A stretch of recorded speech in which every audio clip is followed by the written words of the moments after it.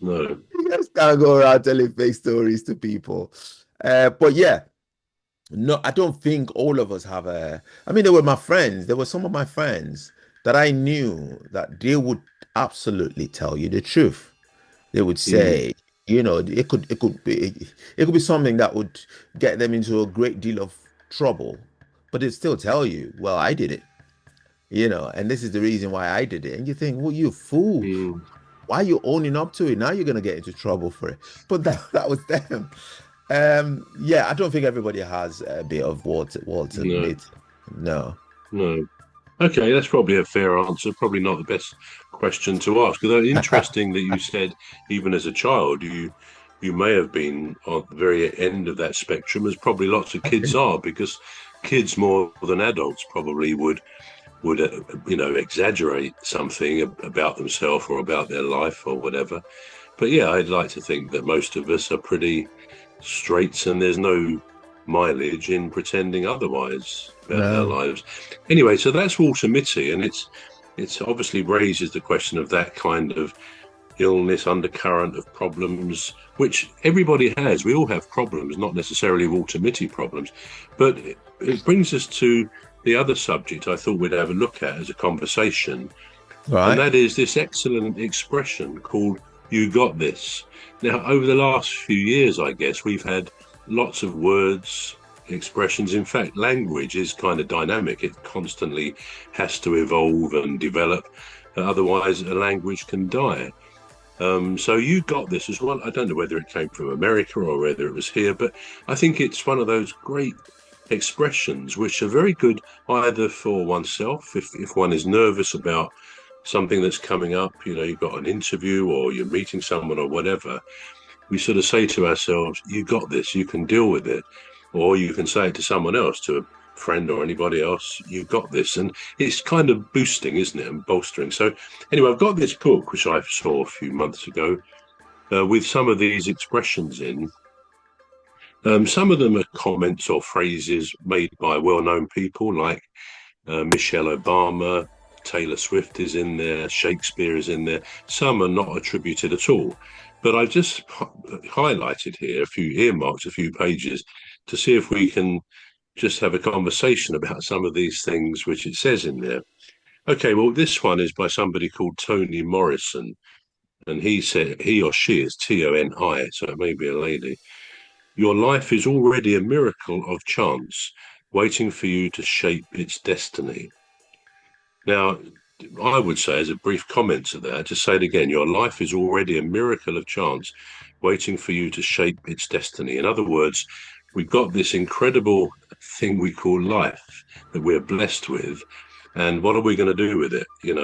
And the miracle, we probably touched on this before, but when you think going back thousands and thousands of years, if one person in our chain, our hereditary chain, had broken, had died, not been there, you and I wouldn't be here. People today would not be here, but it's an incredible lineage of people, our forefathers, our forebears, ancestors, going back, as I say, hundreds, thousands of years. If one of those people had not maintained that line towards us, we wouldn't be here, which is, I guess, a miracle. The odds of us being here are very, very tiny odds, small chance. So life is a miracle. And then we've got to say, well, are we just going to sort of sit back and just go with the flow, stay well within our comfort zone? Or are we going to try and go outside that comfort zone? Another phrase often said is life begins outside of your comfort zone.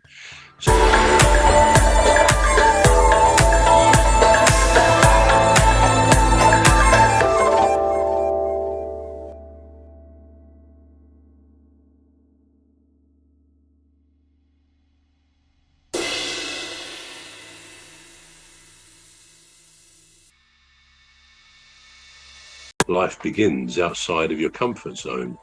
So that's what, interested in what you think about this. Our life is a miracle, but how do we decide what we're going to do to make the most of this one life? I used to have a colleague a few years ago, and he died quite young of an illness.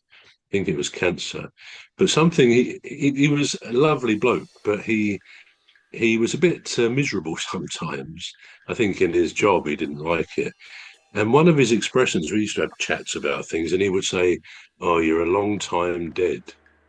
And Yeah. I always hated that expression because, okay, a lot of people don't believe we're dead after this life, which some believe we go on, etc., etc. But if he said, we're a long time after this life, and that's quite a thought, really, that we've got this life for what is a blink of an eye in terms of the span of time. And we have these five incredible senses. We could look at each one and think, what a gift to be alive in this body, the temple of the mind. I mean, I think I just came up with that. That's a good expression, isn't it? Temple of the mind. Our body is our temple. But all these senses which give us pleasure, joy, all the great things that they give us, this life is there to be lived. And I think it's what most of us want to do. So what do you think? Should we go outside our comfort zone? Should we try and encourage others to our views on things? How do you enjoy your life outside your comfort zone? I would say stay in your comfort zone. It's called comfort zone for a reason. That's where you're comfortable. Well, of I course. go outside Yeah. there. So do you not Yeah. agree with that expression about the No, comfort zone? this is how people get into Okay. trouble. This is how people get killed.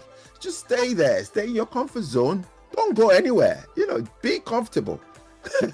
Your comfort zone. Don't go into discomfort. Do you know what I mean? It's called comfort zone.